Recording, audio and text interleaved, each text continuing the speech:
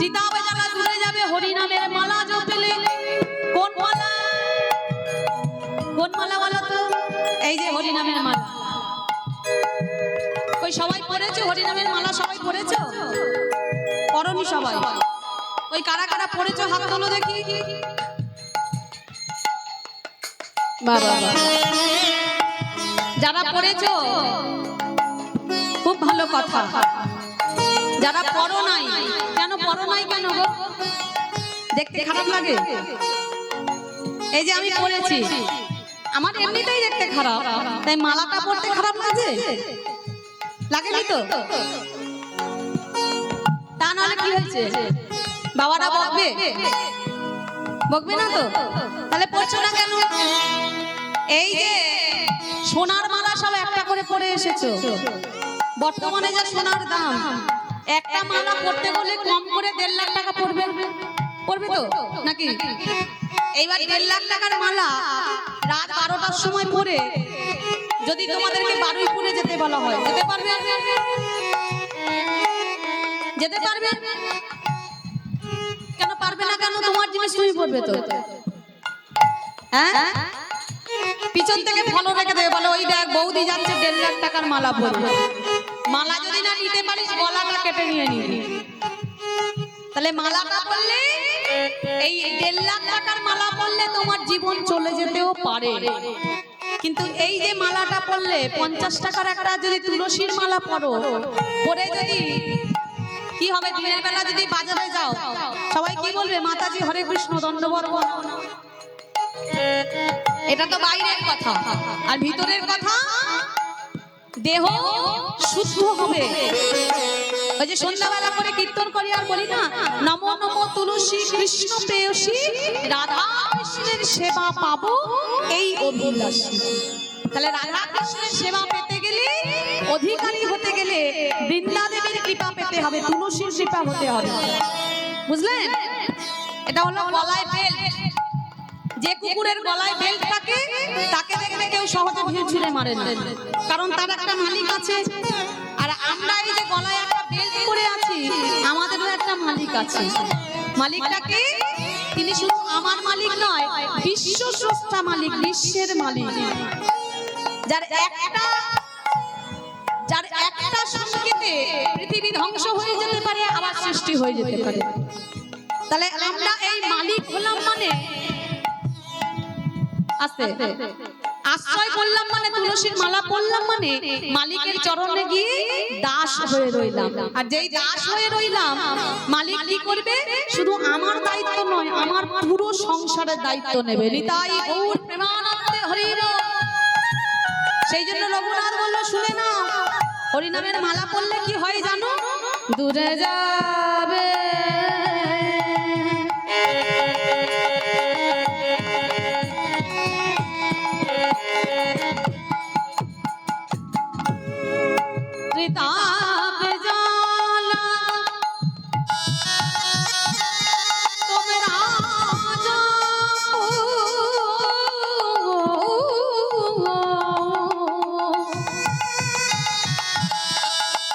এই নামের মালা। বন্ধুরা বলছে, এই রঘু, তোর নামের মালা কেমন করে পড়তে হয়?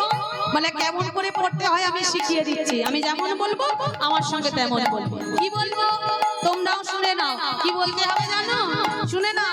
হরে কৃষ্ণ হরে কৃষ্ণ কৃষ্ণ কৃষ্ণ হরে হরে, হরে রাম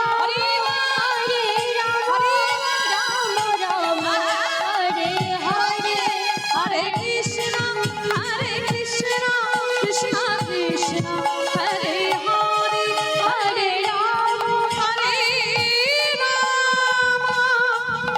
রাম রাম হরে হরে। যেই রঘুনাথের মুখে বন্ধুরা শুনেছে কৃষ্ণ নাম, বন্ধুরা থাকতে পারছে না, বলছে রঘু,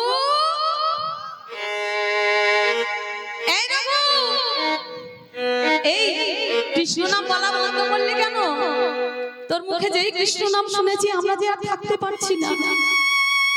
যেন মনে হচ্ছে আবার কৃষ্ণ বলি, আবার কৃষ্ণ বলি। রঘু আরেকবার বল না রে কৃষ্ণ, আরেকবার বল না রে। বলে পরে বলবো, এখন বাড়ি যাই, বাবা গেলে বকবে, আমি আসি। আস্তে আস্তে সন্ধ্যা হয়ে গেছে। রঘু খেলতে খেলতে বন্ধুদের সঙ্গ পরিত্যাগ করে বাবার কাছে গেছে। বাবা গোবর্ধন দাস রঘুকে ডেকে বলছে, রঘু সর্বক্ষণ খেলা করলে হবে? পড়াশোনা করতে হবে না? কি রে, পড়াশোনা করবি না? করবি না? কি করবি? ফোন করবে শুধু? বল কি ফোনের চাপ আমার, বলো না, কান ঝালাপালা হয়ে গেল, সর্বক্ষণ ফোন আর ফোন। তা রঘুকে ডেকে বলছে, কি রে খেলাধুলা করলে হবে, পড়াশোনা করতে হবে তো? করবি না? না তোর ব্যবস্থা করছি, হোস্টেলে ভর্তি করে দেব। এখন আমরা বলি না রেগে গিয়ে হোস্টেলে ভর্তি করে দেবো, আর তখনকার দিনে পড়াশোনা মানে হলো গুরুদেবের বাড়ি, গুরুদেবের আশ্রমে বাচ্চাদেরকে নিয়ে যাওয়া হতো, নিয়ে গিয়ে সেখানে রেখে পড়াশোনা করানো হতো। তা রঘুনাথকে কোথায় নিয়ে যাবে? গুরুদেব বলদেব আচার্যের আশ্রম। এই বলদেব আচার্যের আশ্রমে ওই রঘুনাথকে নিয়ে গেছে। আর যেই রঘুনাথকে নিয়ে গেছে, গুরুদেবকে দেখা মাত্রই রঘুনাথ একেবারে ষষ্ঠাঙ্গে দণ্ডবত প্রণাম। ছেলেদেরকে প্রণাম কেমন করে করতে হয়? ষষ্ঠাঙ্গে প্রণাম করতে হয়। এই যে এখনকার মতো আমি সেদিনকে কীর্তন করতে প্রায় যাওয়া আসা করি, দেখি মাও এইভাবে প্রণাম করছে আর মেয়েও এইভাবে প্রণাম করছে। সুই সুই প্রণাম, এইভাবে প্রণাম করতে নেই, এটা করলে আরো অপরাধ হয়। করবে না, করার দরকার নেই, কিন্তু এইভাবে প্রণাম করবে না। ছেলেদেরকে প্রণাম করতে হলে একেবারে শুয়ে পড়ে দণ্ডবত প্রণাম। মেয়েদের কিন্তু নয়, মেয়েদের পঞ্চাঙ্গ প্রণাম। দুটো হাঁটু, দুটো হাত আর এই মাথা মাটিতে ঠেকাতে হবে। কারণ মেয়েরা, এই বাড়ির মহিলারা, এরা কোনো সাধারণ কেউ না, এরা মা লক্ষ্মীর স্বরূপিণী। একে মাটিতে রাখার জন্য নয়, এরা হলো ভজনের বিষয়বস্তু। মহিলা চরণ স্মরণ করে ভজন করে কতজন কৃষ্ণ পেয়ে গেল। বিল্লমঙ্গল পতিতা চিন্তামণির স্মরণ ভজন করেছিল, জয়দেব মা পদ্মাবতীর চরণ ভজন করেছিল, আমার ভগবান কৃষ্ণ স্বয়ং রাধা রানীর চরণ সেবা করেছিল। তাই মহিলারা কোনোদিন কারোর ভোগের বিষয়বস্তু নয়, যার কাছে ভোগের তার কাছে ভোগের। মহিলারা হলো ভজনের বিষয়বস্তু। তাই মেয়েদেরকে পঞ্চাঙ্গ প্রণাম করতে হয়, আর ছেলেদের ষষ্ঠাঙ্গে দণ্ডবত প্রণাম। তা রঘুনাথ যখন দণ্ডবত প্রণাম করেছে শুয়ে পড়ে, গুরুদেব মনে মনে করছে এটা কোনো সাধারণ কোনো সন্তান হতে পারে না, যার প্রথম থেকে এইরকম আচরণ, এ নিশ্চয়ই কোনো ভক্ত সন্তান। রঘুনাথকে ডেকে বলছে, কি রে পড়াশোনা করবি তো? এই পড়াশোনা করবি? করবি না? সামনে পরীক্ষা আছে, কিন্তু কি রে পড়াশোনা করবি তো? বলে সামনে পরীক্ষা আছে, ভালো করে পড়াশোনা করতে হবে, কেমন? আর আজকে তোদের পড়াবো ভাগবত থেকে পড়ানো। ওই যে তখনকার দিনে পড়ানো হতো ভাগবত, গীতা, রামায়ণ, মহাভারত। আর এখনকার দিনে বাবুরাম সাপুরে কোথা যাস বাপুরে। এই জন্য তো আমাদের এই দুর্দশা, আমরা ঠিকঠাক শিক্ষা দিতে পারি নাই। শিক্ষা দিতে পারি নাই বলে সমাজটার এই অবস্থা। দেখো চারিদিকে খুন, দর্শন, রাহাজানি, ধর্ষণ হয়েই চলেছে, প্রত্যেকদিন পেপারে টিভিতে দেখবে। কেন বলো তো? আমাদের শিক্ষা ঠিক নেই। তো আজকে গুরুদেব বলদেব আচার্য আজকে ভাগবত থেকে ওই শিষ্যদেরকে পড়াচ্ছে, ছাত্রদেরকে পড়াচ্ছে। ভালো করে পড়াশোনা করবি, কেমন? বুঝলি? সামনে পরীক্ষা, পড়াশোনা ধরবো আমি। আচ্ছা, বলে গুরুদেব বলেন কি বলছেন, ভালো করে মন দিয়ে শোন। কি বলছে শোন। ভাগবত কোনো সাধারণ জিনিস নয়, কিন্তু এই ভাগবত পড়তে হবে না। যদি কারোর বাড়িতে থাকে তাহলে তার বৈকুণ্ঠে যাবে, একেবারে সরাসরি বৈকুণ্ঠে যাবে। একদিন একটা বাড়িতে এক বৌমা ছিল আর শাশুড়ি ছিল। বৌমাটা কি করে? প্রত্যেকদিন সকালবেলা উঠে ভাগবত পড়ে, গীতা পড়ে, সব সময় কীর্তন করে, হরিনাম সংকীর্তন করে। আর শাশুড়ি মোটে দেখতে পারে না। বৌমাটা সবসময় ভগবানকে ডাকে বলে শাশুড়ি দেখতে পারে। শাশুড়ি বলে কি রে সর্বক্ষণ শুধু হরি হরি হরি হরি, বলি হরি কি তোমায় খেতে দেবে? হ্যাঁ, আমার ছেলে ব্যাগ ভর্তি করে বাজারে যাচ্ছে আর খেয়ে দিয়ে শুধু হরি হরি করা হচ্ছে, অন্য কাজ নাই। কিন্তু বৌমাটা কিছু বলে না। বৌমাটা এত চালাক, প্রত্যেকদিন হরিনাম করে, ভাগবত করে, আর ওই ভাগবতটা নিয়ে শাশুড়ি মা ঘুমিয়ে পড়লে শাশুড়ি মার মাথার ধারে একটা টেবিল আছে, সেই টেবিলে রেখে দিয়ে আসে। বৌমাটা এত চালাক, প্রত্যেকদিন ভাগবত করে আর শাশুড়ি মার মাথার ধারে টেবিলে ওই বইটা রেখে দিয়ে আসে। খুব চালাক। এবার শাশুড়ি মা কতদিন রক্তের তেজ কতদিন থাকবে? চিরদিন কাহারও সমান নাহি যায়। কি গো, চিরদিন সমান যায়? যায় না তো, নুমতে হবে, ভাঙতে হবে। আর শাশুড়ি মা আস্তে আস্তে যখন মৃত্যু পথগামী বিছানায় পড়েছে, এবার আস্তে আস্তে যখন শাশুড়ি মা মারাই গেছে, এইবার শাশুড়ি মার মাথার ধারে একদিকে বিষ্ণুদূত এসেছে আর একদিকে যমদূত এসেছে। এই বিষ্ণুদূত আর যমদূতে মারপিট হচ্ছে, ঝগড়া হচ্ছে। যমদূত বলছে আমি নিয়ে যাব, আর বিষ্ণুদূত বলছে আমি নিয়ে যাব। যমদূত বলে আমি নিয়ে যাব, বিষ্ণুদূত বলছে আমি নিয়ে যাব। যমদূত বলছে কেন? এই শাশুড়ি মা কোনোদিন কৃষ্ণ বলেনি, আর বৌমা কৃষ্ণ বলতে বলে সবসময় ঝগড়া করতো, কৃষ্ণ পথে বাধা দিত। তাহলে এ তো জমলয়ে যাবে, বৈকুণ্ঠ লোকে যাবে না, তাহলে তোমরা এসছো কেন? বলে বিচার চাই। কার কাছে বিচার চাইবো? ভগবানের কাছে যাব, বিচার চাই। বিষ্ণুর কাছে গিয়েছে বিষ্ণুদূত আর যমদূত। বিষ্ণুদূত বলছে প্রভু তুমি আমাদেরকে পাঠালে, কিন্তু যমদূত আমাদেরকে নিতে দিচ্ছে না।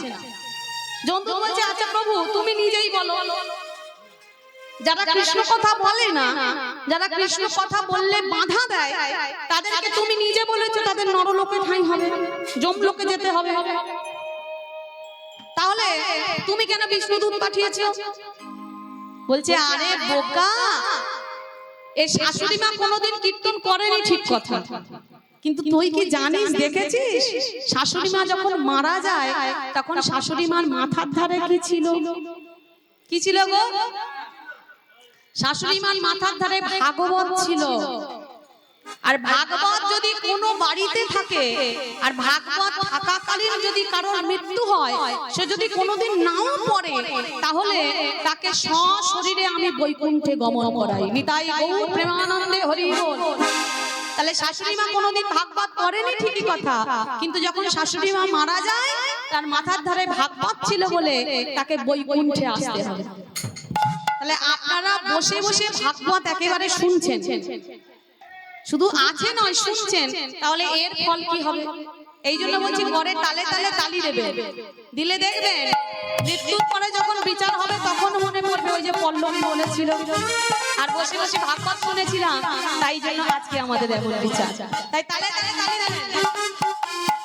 বারে হাতিরা নট বড় বপু করে নায়ক করে নিকার দীপরাতে বাসো কনক কপি সম্বই দয়ন্তে চামায়া গন্ধানে বেনু রাধার সুধয়ান পুনয়ন গোবিন্দই বৃন্দাবন সপদর মনম প্রাবিশদ গীত কীর্তি। কি গো মানে বুঝতে পেরেছো? মানে বুঝতে পেরেছিস? পেরেছো? তুমি পারো? বরহা মানে কি গো? বরহা মানে তালের বড়া।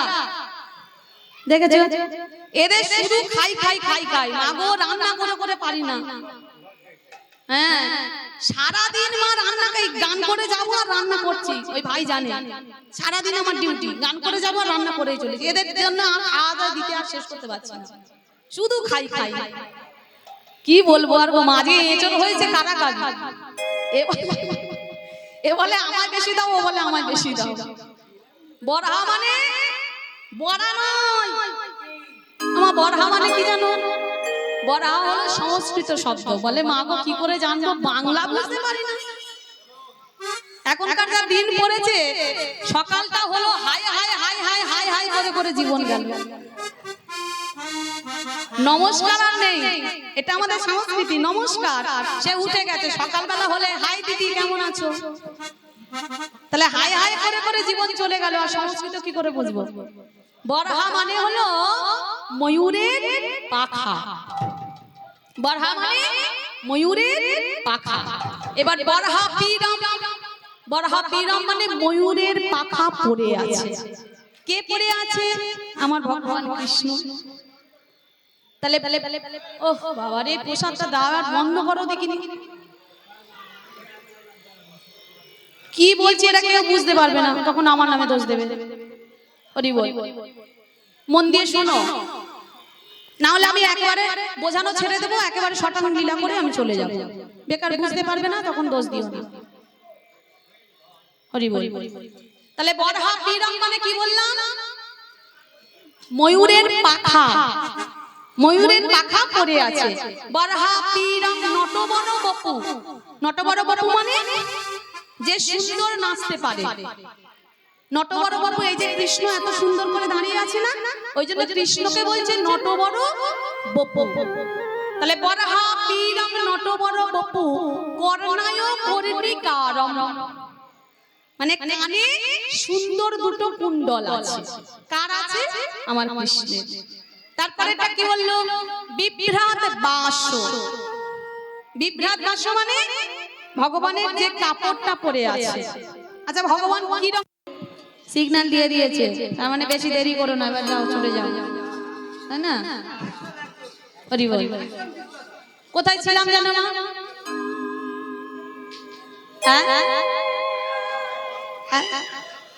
বাবা একজনের মনে আছে? বরহা পীরম নটবর বপুহু কর্ণায় কর্ণিকারম বিভ্রাট বাস। বিভ্রাট বাস মানে ভগবান যে কাপড়টা পরে আছে। ভগবানের কাপড়ের রং কি? আমার ভগবানের কাপড়ের রং কি গো? বাহ, পীত বসন। আর সোনার রং হলুদ। সোনা যেমন চকচক চকচক করে, আমার ভগবানের কাপড় যেন চকচক চকচক করছে। সেই জন্য ব্যাসদেব যেন বলছে যে ভগবান যে কাপড়টা পরে আছে সেই কাপড়টা পর্যন্ত চকচক চকচক করছে। তাহলে বিভ্রাট বাস কনক কপিশম বৈজয়ন্তীং চমালম, আমার ভগবান যে মালাটা পরে আছে সেটা হলো বৈজয়ন্তী ফুলের মালা। এবার বৈজয়ন্তী ফুলের মালা কাকে বলে? বৈজয়ন্তী ফুলের মালা কাকে বলে? যে মালাতে 5 রকম ফুল দিয়ে গাঁথা থাকে। এই যে এই একটা মালা গাঁথা আছে, এক রকম দু রকম ফুল দিয়ে গাঁথা আছে। বলছে 2 রকম ফুল দিয়ে নয়, 5 রকম ফুল দিয়ে যে মালা গাঁথা থাকে সেটা আমার ভগবানের প্রিয় মালা। একে বলে বৈজয়ন্তী ফুলের মালা। এই মালাটা আমার ভগবান সব সময় পরে থাকে, সেজন্য বলছে বৈজয়ন্তী চমালম। তারপরে একটা রন্ধন বেনু রধন সুধয়া, ভগবানের হাতে যে বেনুটা আছে, বাঁশিটা আছে, বাঁশিটা ভগবান নিজের অধরের অমৃত দিয়ে পূর্ণ করে দিয়েছে। রধন সুধয়া পুরয়ন গোপবৃন্দৈ বৃন্দাবন্যম শপথ রমণম প্রাবিশদ গীত কীর্তি। এই যে ছেলেটা যার কানে সুন্দর কুণ্ডল আছে, যার গলায় বৈজয়ন্তী ফুলের মালা আছে, যার মাথায় ময়ূরের পাখা আছে, এই ছেলেটার বাড়ি কোথায়? বৃন্দাবন। বৃন্দাবন্যম শপথ রমণম প্রাবিশদ গীত কীর্তি। যাকে দেখবার জন্য সারা পৃথিবীর মানুষ বৃন্দাবনে আসে। আসে তো? আসে না? ওই যে জজ সাহেব গুলো আসে, যাদের আমেরিকায় বাড়ি, সাদা সাদা মানুষগুলো হরে কৃষ্ণ বলতে পারে না, বলে হরে কৃষ্ণ হরে কৃষ্ণ, আমাদেরকে শিখিয়ে দিয়ে যায়। আমেরিকা থেকে যখন প্লেনে করে আসে তখন চরণ দুটো মাটিতে দেয় না, আগে ওই ভারতবর্ষের ধুলোটা কপালে ঠেকিয়ে নেয়। সার্থক জন্ম আমার জন্মেছি এই দেশে। আমরা ভারতবাসী হয়েছি, আমাদের দেশে এসেছে আমার ভগবান শ্রীকৃষ্ণ, আমাদের দেশে এসেছেন আমার গৌর হরি, আমাদের দেশে এসেছেন আমার রামচন্দ্র, দয়াল নিতাই চাঁদ, কবিগুরু রবীন্দ্রনাথ ঠাকুর, রামকৃষ্ণ, বিবেকানন্দ, নিবেদিতা, কে আসেননি আমাদের দেশে, অথচ আমরা ঘরের ঠাকুর হয়ে ঘরের ঠাকুরকে চিনতে পারলাম না। পরের জমি পরের জায়গা ঘর বানাইয়া রইলাম গো, আমরা তো সেই ঘরের মালিক নই। তাহলে আমরা ভারতবাসী হয়ে ভারতবর্ষের ভগবান, ভারতবর্ষের রীতিনীতি, সংস্কৃতি এইগুলো সব ভুলে গেছি, কিন্তু পরের জায়গার মানুষগুলো এসে আমাদেরকে শিখিয়ে দিয়ে যাচ্ছে কেমন করে ভগবানকে ভালোবাসতে হয়। ইস্কনে গেলে যারা জীবনে কোনোদিন হরে কৃষ্ণ বলে না, তারা এসে বলতে বাধ্য হবে তাদেরকে দেখে। সেজন্য রবীন্দ্রনাথ ঠাকুর একটা সুন্দর গান মনে পড়ে গেল, যেটা এখন প্রায় অবলুপ্ত। ডিজে ডিজে শুনে শুনে আমাদের কান চলে গেল, সারাক্ষণ ডিজে। কতজন মানুষ রবীন্দ্রসঙ্গীত নজরুল গীতি নিয়ে চর্চা করি না। রবীন্দ্রনাথ কি বললেন? সার্থক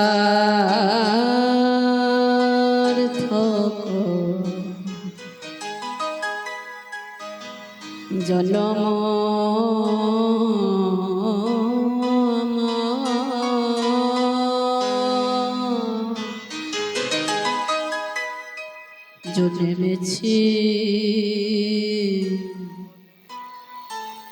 জন্মেছি দেশে, সার্থক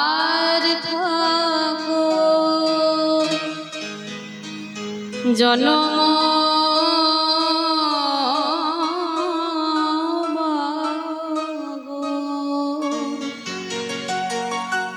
তোমায় ভালো বেশে সার্থক।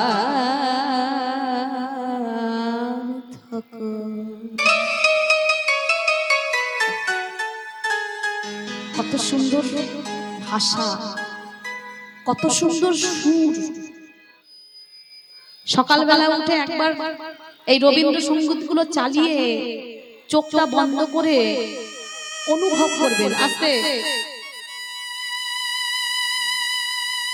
চোখটা বন্ধ করে অনুভব করবেন, সারাদিনের যত যন্ত্রণা কষ্ট সব ভুলে যাবে।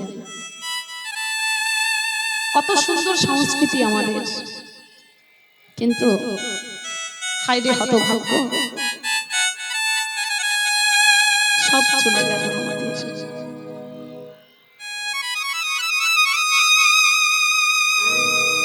মনে হয় সত্যি কোথায় আমরা আছি।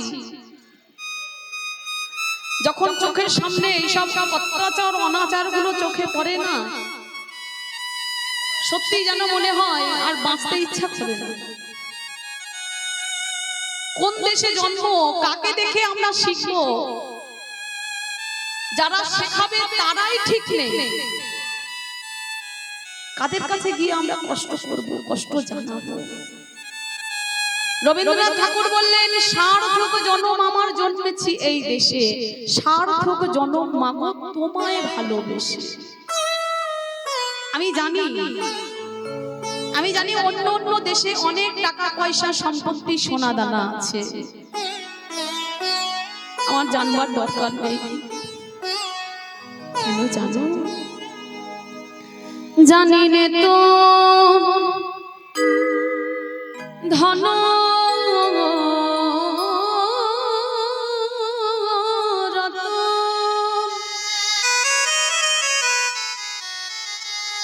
আছে কি না রানী